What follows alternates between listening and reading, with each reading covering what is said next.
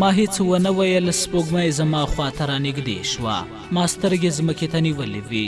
سپوږمۍ لاس راوږد کړ او هغه دسمال چې له ما ورک و رای کړ. او بیا سپوږمۍ وویل له تحفو سره ډېر فکر کوه، بیا به ارمان کوي. ما ته دې خبرې ډېر زور راکړ خو هیڅ مې ونه ویل او دسمال مې ترې واخیست. سپوږمۍ وویل زما تره سورګل کاکا راغلی و او ویل چې په لاره کې له چینار سره ملګری شوم. هغه راته ستاسو کېږدۍ وښودې. زما پلار ستا ډېر صفت کوو او رښتیا زما له دسماله څنګه منکر شوی وي، په خبره باندې سم پوهه نه شو. سپوږمۍ ویل په لاره کې زموږ د ګاونډي له لور سره واوښتم. هغې ویل د کاریز غاړې ته یو ځوان راغلی و، دسمال ترې ورک و. ما هغه د ستا دسمال ورته وښود، خدای ترې منکر شو. بیا سپوږمۍ سوړ اسویلی ویست او ویې ویل رښتیا تا خو ما ته ویلي وو چې زما حافظه ډېره ښه ده. څنګه زما د دسمال رنګ در څخه هیر شوی و؟ تا هغه نجلۍ ته زیړه رنګ ښودلی و، زما د دسمال رنګ خو سور و.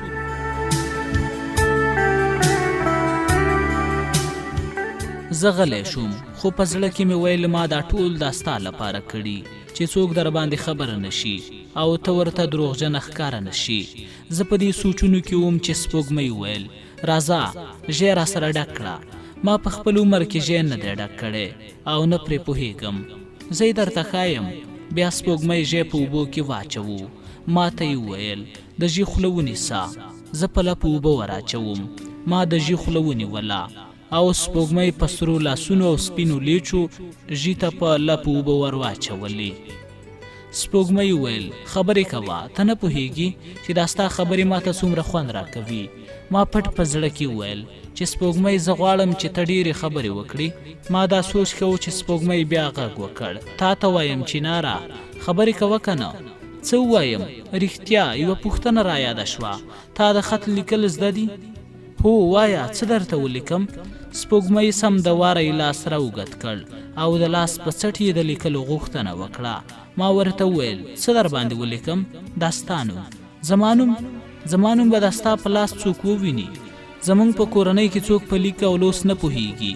ما د قلم په رایستلو کې لږ څه ځنډ وکړ او بیا مې وویل چې ژی ډک شي او لاسونه وچ کړي بیا به لیکل در باندې ولیکم.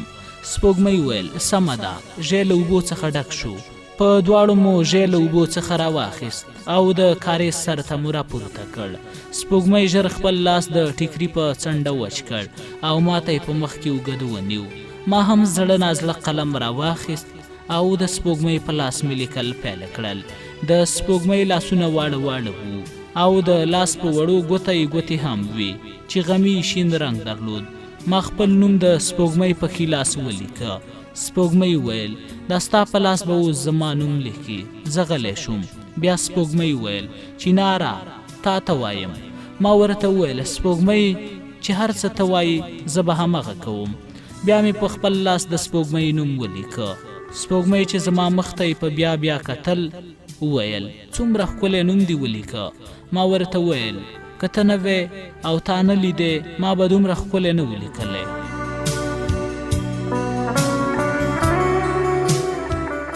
بیا سپوږمۍ ویل زما په ځنې خال نشته، په ځنې راته خال کېږده. مور ته مې په ورځ کې 10 ځله وایم خو هغه یې راسره نه مني. زه غلی شوم. سپوږمۍ ته مې ځواب ورنه کړ دا عادت دې ډېر غلط دی. خبرې ولې نه کوي؟ تا ته وایم هله ژر شه په زنه باندې راته خال ووهه.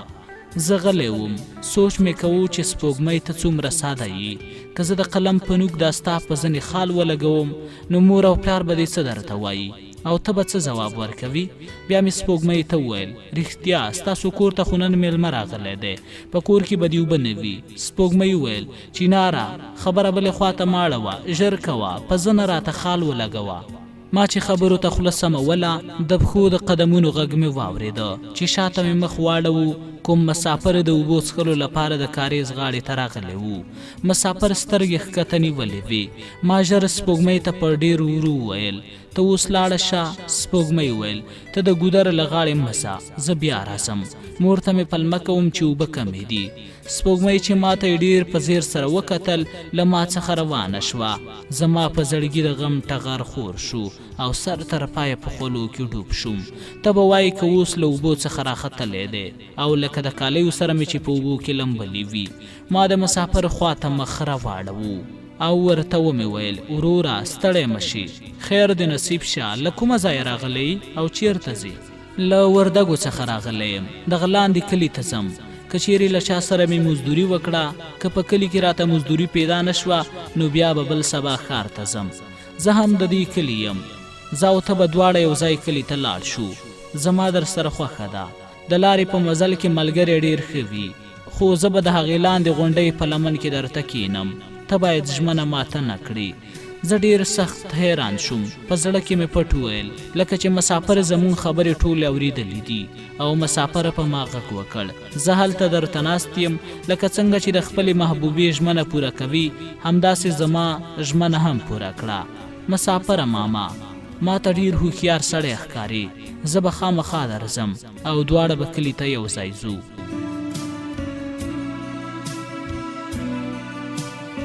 مسافر روان شو. ما یو څو شیبې انتظار وکړ چې سپوږمۍ راشي او رخصت ترې واخلم، خو سپوږمۍ په کنډو نه راښکاره کېده. ډېر وخت تېر شو. یو خوا د سپوږمۍ راتګ او له بلې خوا مسافر راته په انتظار کې د کوزې غونډۍ په لمنې کې ناست و. زه حیران وم چې څه وکړم. د کاریز په غاړه قرار کېناستم. کله به مې د سپوږمۍ لارې ته کتل او کله به مې د مسافر خوا ته مخ واړوو. زه له خپل ځای څخه راپورته شوم او ومې ویل راځه لاړ شه، سبا ته به بیا راشي. بیا به مې زړه راته وویل نه نه هېڅکله زه نه ځم، ځکه که سپوږمۍ د کاریز غاړې ته راشي او زه نه وم نو څه به وایي؟ هسې نه چې زه ورته بې وفا ښکاره شم. زه په دې سوچونو کې وم چې د لمر لوېدو له لوري یوه نجلۍ راښکاره شوه. ما فکر وکړی چې سپوږمۍ ده، خو هغه نجلۍ زما خواته شیبه شیبه رانږدې کېده. ما له سر څخه تر پایه پورې وڅارله، خو هغه سپوږمۍ نه وه بلکې یوه بله کوچۍ پیغله وه. هغه د کاریز غاړې ته ډېره رانږدې شوه. زه له کاریزه یو څو قدمه لرې شوم. د نجلۍ له خولې مې خبرې واورېدې، خو زه پرې پوهه نه شوم. ما سترګې ځمکې ته نیولې وې چې نجلۍ بیا غږ وکړ تا ته وایم مجنونه.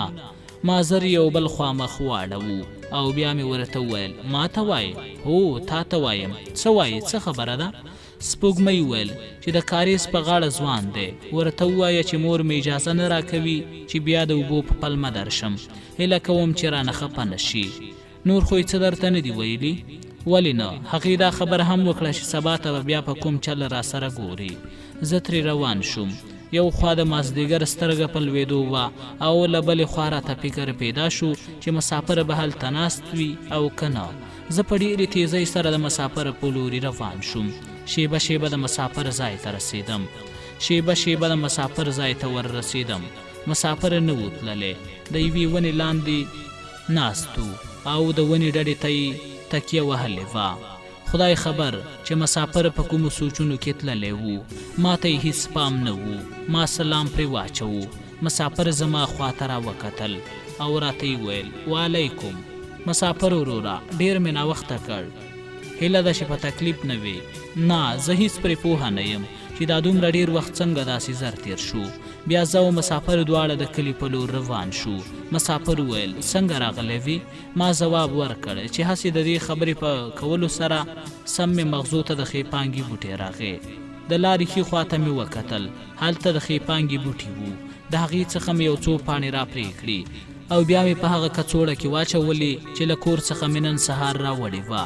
مسافر وویل په دې پاڼو څه کوي؟ دا راته د کلي طبیب ښودلی دي، زه لږ ناروغه وم. طبیب وویل چې په دې به روغ شي. مسافر چې ټول خوی او عادت یې زما په شان وویل ګمان نه کوم چې په دې بوټو به روغ شي. ته رښتیا وایې، خو څه وکړم؟ هسې هم یو څو ورځې وروسته ښار ته ځم. د څه لپاره ښار ته ځي؟ د پوهنتون درسونه مې پیل کېږي. مجبوره یم چې ورشم، وروستی کال مې دی. هغه څنګه کوي؟ پوهه نه شوم. که یو ځل دا خبره بیا وکړي خپله مینه.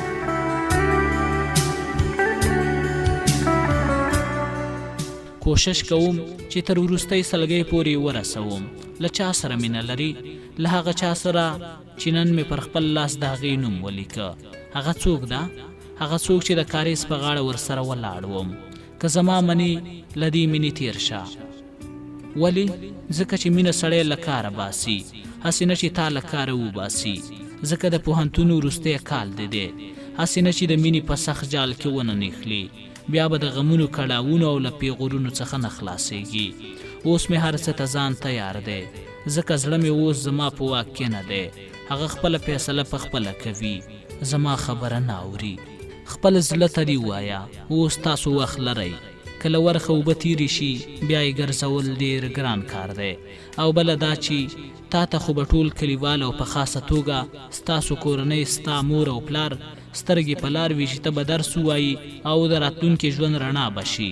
او که دا مینه در سره وي نو ځان یو لیونی وګڼه، مور او پلار به درنه خفه وي. مسافر وروره، تا ته څنګه دغه کار دومره ګران ښکاري؟ تجربه خو به یې نه لرې؟ د مینې اور ما ته معلوم دی. نه، زه داسې نه وایم چې ته مینه مه کوه، کیدای شي ستا مینه کامیابه وي. یو څو شېبې زه او مسافر دواړه په سوچونو کې شو. نه پوهېږم چې مسافر به څه سوچ کوو، خو ما د سپوږمۍ په اړه رنګارنګ فکرونه کول چې هغه ولې مور ګودر ته پرېنښوده. بیا راته د سپوږمۍ هغه غوښتنه رایاده شوه چې راته یې وویل زما په ځنې خال ولګوه. زه په دې سوچونو کې تر ډېره لرې ځایه تللی وم چې مسافر وویل کلي ته څومره لاره پاتې ده؟ بس نور که خدای کوله رسیږو. یو څو غونډۍ چې واوړو کله ښکارېږي. دغه وخت ماخوستن و. ما او مسافر دواړه لمونځونه وکړل او بیا مو خپل مزل ته دوام ورکړ. د ډېرو ستړیو قدمونو نه وروسته د شپې په 8 بجو کلي ته ورسېدو. مسافر وویل همدا کلی دا ستاسو دی؟ هو، همدا کلی زموږ دی. مسافر یو او بل خواته وکتل او بیا یې وویل ښه لوی کلی دی. څه فکر کوي چې همدلته به ماته مزدوري پیدا شي؟ هو، د دې کلي خلک ډېر ماړه دي. که نصیب دې کار وکړ نو د کارونو څخه به وزګاره نه شي. که دا راته ووایي چې جومات چېرته دی؟ ته خو بېګانه مسافر نه یې، ته به زما سره کور ته لاړ شي. د جومات پوښتنه اوس مه کوه، سبا ته به د کلي جومات در باندې وګورم او د ځان لپاره به کار هم پیدا کړې. موږ مسافرین یو چې هر کلي ته ځو، په جوماتونو کې شپې سبا کوو. نن به یې له ما سره په حجره کې سبا کوي. وروسته د ډېرو خبرو کولو دې پایلې ته ورسېدم چې مسافر د لاسه کړم چې له ما سره کور ته لاړ شي. زه او مسافر دواړه زموږ د کور دروازې ته ودرېدو. ما دروازه وټکوله، غږ راغی څوک یې؟ زه یم چینار، زما مشر ورور راغی. دروازه یې خلاصه کړه او څه ناڅه راته په غوسه شو او وی ویل کور ته ناوخته مه راځه، مور دې درپسې ډېره خفه وه. بیا یې په مسافر سترګې ولګېدې. ستړي مشي ورسره وکړه. له هغې وروسته حجرې ته لاړو. ورور مې وویل ډوډۍ به مو هم نه وي خوړلې. کوشش مې کوو چې زه خبره مخکې کړم، خو مسافر وویل زه وږی نه یم، ځکه د غرمې مې ډوډۍ ناوخته خوړلې. ما سم د لاسه وویل ما د غرمې ډوډۍ نه ده خوړلې. مسافر او ورور مې دواړو وخندل، ما هم وخندل. ورور مې وویل ته خو چې ډوډۍ وخوري نو یو ساعت وروسته که څوک در څخه پوښتنه وکړي نو ته ورته وایي چې ډوډۍ مې نه ده خوړلې. ورور مې له حجرې څخه ووت. ما ژر مسافر ته وویل چې ګوره حال راپسې ونه وایي، که زما په اړه یې در څخه پوښتنه وکړه نو ورته ووایه چې زه د کلي له سر څخه ورسره ملګری شوم. مسافر وویل ته هېڅ غم مه کوه، ما مخکې فکر کړی دی.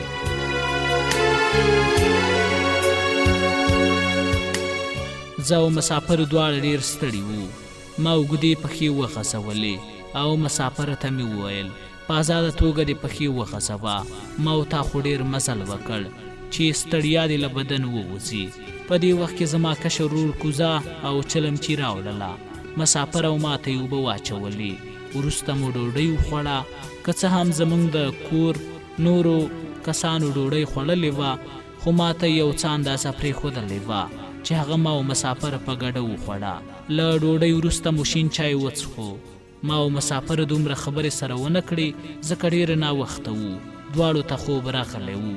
زه تر ډېره وخته ویښ وم او مسافر هم سترګې رڼې غړولې. ما د سپوږمۍ دسمال راواخیست. هغې ته مې په زیر زیر کتل. چې زه د سپوږمۍ خیالونو په مخه واخیستم او هر خبره یې راته یوه یادېده. زه په دې سوچونو کې وم چې ویده شوم.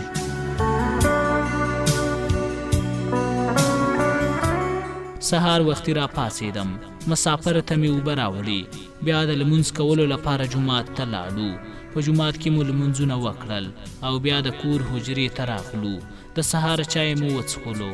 بیا مسافر ما ته مخ را واړوو او ویې ویل زه به جومات ته لاړ شم، له چا سره به خبرې وکړم، که مزدوري راته پیدا شوه.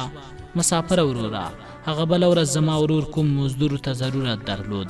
زه به لومړی له هغه څخه پوښتنه وکړم. په دواړو سترګو زه خپله مشر ورور ته ورغلم. ورته مې وویل ته خو مزدور ته ضرورت نه لري؟ زما مشر ورور وویل ولې نه، له ما سره چې راغلی دی هغه ښه تکړه سړی دی، هغه ته دا کار ورکړه. سمه ده، څه کار پرې کوي؟ زمونږ پټیو ته به یې بوځي او تبر به هم ورکړي. د توت هغه 3 ونې چې د لوی پټي په غاړه دي یوازې د سټه پرېږدي، نور د ترې واړه شاخونه ووهي. یوه رسۍ هم ورکړه چې مازدیګر ته راځي، لږ لرګي هم ورسره راوړي. څومره مزدوري ورکوي؟ د ورځې 150 افغانۍ. ځکه اوس هم دومره افغانۍ د ورځې د مزدور حق دی. سمه ده. زه بیا مسافر ته ورغلم. هغه ته مې د مشر ورور ټوله کیسه وکړه. مسافر ډېر خوشحاله شو او بیا زه او مسافر دواړه د تبر او رسۍ سره پټیو ته لاړو. ما مسافر ته زمونږ ټوله ځمکه وښوده. ستاسو ځمکه ډېره سرسبزه ده. زما مشر ورور یې ډېر خدمت کوي. دغه لاندې 3 توتان دي. هو همدغه 3 توتان دي. نور ته ورځه، څه کار به کوي؟ مازدیګر کې به بیا سره ګورو. زه ترې روان شوم، خو مسافر وروسته راپسې غږ وکړ. هغه پرونۍ ژمنه ماته نه کړې. ما وویل بېغمه اوسه. زه له مسافر نه لاړم او مسافر په خپل کار لګیا شو. زه په بیړه لومړی کور ته لاړم. مور ته مې د خیپانګې پاڼې واچولې. مور مې وویل بېګا به دې راکړی وې، اوس به یوه شپه هم ستورو ته تېره وې. خیر دی، سبا ته به یې وخورم. زویه چې قضا یې نه کړې، ځکه بیا ښار ته روانې، هسې نه چې ناروغه شي.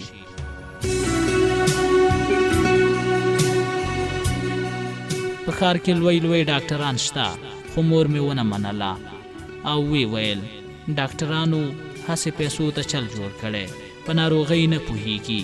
زه چې د سپوږمۍ لیدلو ته ډېره تږې وم، مور ته مې خبرې ور لاندې کړې او ما وویل مورې زه د ماما کلي ته ځم.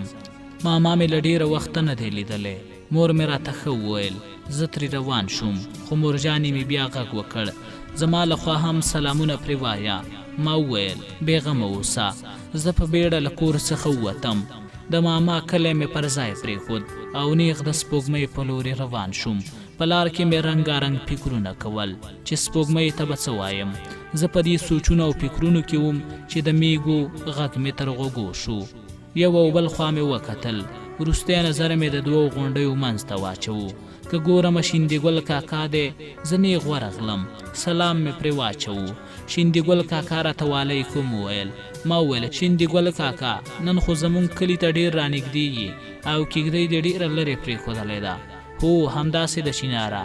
شیندي ګل کاکا نن غرمه به زمونږ په کلي کې کوو. خدای دې خیر درکړي. که زه در سره لاړ شم رمه پاتې کېږي او رمه به بیایم، نو د کلي فصلونه رانه خوري. ښه دا ده چې لاړ نه شم.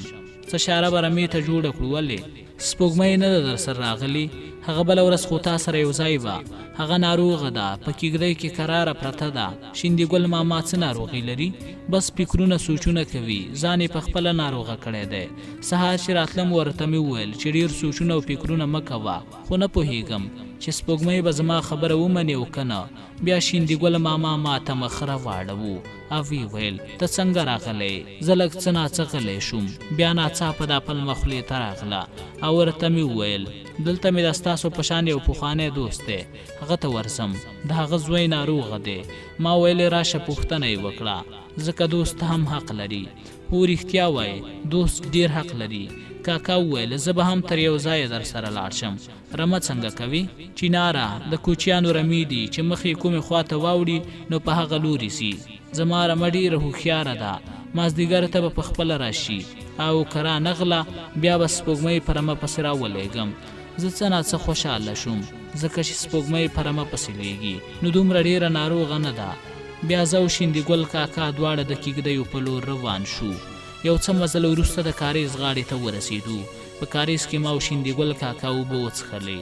بیا د کیږدیو په لورې مو مزل ته دوام ورکړ. په لاره کې مې وویل شیندي ګل کاکا ستاسو کوچیانو کې چې څوک سخت ناروغه شي نو بیا څه پرې کوئ؟ شیندي ګل کاکا وویل د بوټو څخه دواګانې ورته جوړوو، هغه ورکړو، که ښه نه شو نو بیا یې ښار ته وړو. کله ښاره لرې وو نو بیا ناروغ هم داسې رنځېږي تر څو چې داسې ځای ته ورسېږو چې هغه ځای ته ښار نږدې وي. تاسو باندې ډېره خواري تېرېږي. که څه کوچی وی نو یوه ورځ کوچ به مې هم نه وی کړی. اوس زه او شیندي ګل کاکا کیږدیو ته رسېدلي یو. شیندي ګل کاکا وویل راځه قدم دې مه سستوه، د غرمې ډوډۍ به هم دلته وخورې. زه به د غرمې ډوډۍ له خپل یوه دوست سره وخورم. شیندي ګل کاکا وویل ولې زه د دوست نه یم؟ زه غلی شوم ځکه د دې خبرې ځواب له ما سره نه و.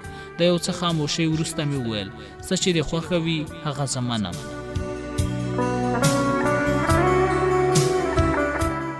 بیا زه او شیندي ګل دواړه د کیږدیو په منځ کې ورګډ شو. شیندي ګل وویل ستا دوست زموږ په کلي کې دی او که چیرې د کومې بلې غونډۍ په لمن کې دی د هغه مخامخ غونډۍ ګوري د هغې هغه بل خواته دی. د هغې غونډۍ شاته د کوچیانو کډې شته. ما فکر وکړ چې شیندي ګل ته دروغجن نشم نو ما ورته وویل هو یو څو ورځې وړاندې هلته زما دوست همدغه ځای ښودلی و خو اوس نه پوهېږم چې وي به او که نه. شیندي ګل وویل خیر دی که ستا دوست په خپل ځای نه و نو له هغې خوا چې راځي بیا به له ما سره شپه وکړي. شیندي ګل کاکا هر څه چې د خدای خوښه وي هغه به کېږي، ته فکر مه کوه. زه په خبرو وم چې د سپوږمۍ غږ مې تر غوږو شو. ابۍ چینارګل راغی. د دې غږ په اورېدو سره زما د بدن ټول رګونه وښورېدل. دا غږ داسې غږ و لکه توپان زما د بدن ټولې برخې ولړزولې. ځکه نن سپوږمۍ زما له نامه وروسته ګل هم زیات کړ. بیا چې سپوږمۍ ته مې وکتل هماغه د کیږدۍ څنګ ته ولاړه وه. نن د سپوږمۍ په سترګو کې یو بل ډول رنګ پروت و. ښکلا یې راته یو څو چنده زیاته ښکاره شوه. که څه هم چې زه د سپوږمۍ پر مخ له پخوا نه مین وم خو مګر نن مې د زړه جلبونه وشلېدل. سر را باندې وګرځېده، ځمکه زما له پښو وښویېده، بدن مې ټول خولې شو. زه د خپل ځان په راټولولو لګیا وم چې څوک را باندې ونه پوهېږي خو مګر یوه سپوږمۍ را باندې پوهه شوه. سپوږمۍ په داسې حال کې چې له ما یې سترګې نه ایستلې وویل چیناره ستړی مه شي. که دا ځل بیا هم سپوږمۍ ویلی وی چې چینارګله ستړی مه شي نو په دې کې شک نه و چې زه به په ځمکه نه وی راغورځېدلی. کیدای شول ما هم دلته ساه ورکړی وی. کوښښ مې کوو چې د سپوږمۍ ځواب ورکړم خو مګر شونډو مې دومره توان نه درلود چې له یوې او بلې مې جلا کړی وی. سپوږمۍ یو ځل بیا وویل تا ته وایم چیناره ستړی مه شي. دا ځل مې په بدن ډېر زور راوست او ځواب مې ورکړ خیر دې نصیب شه.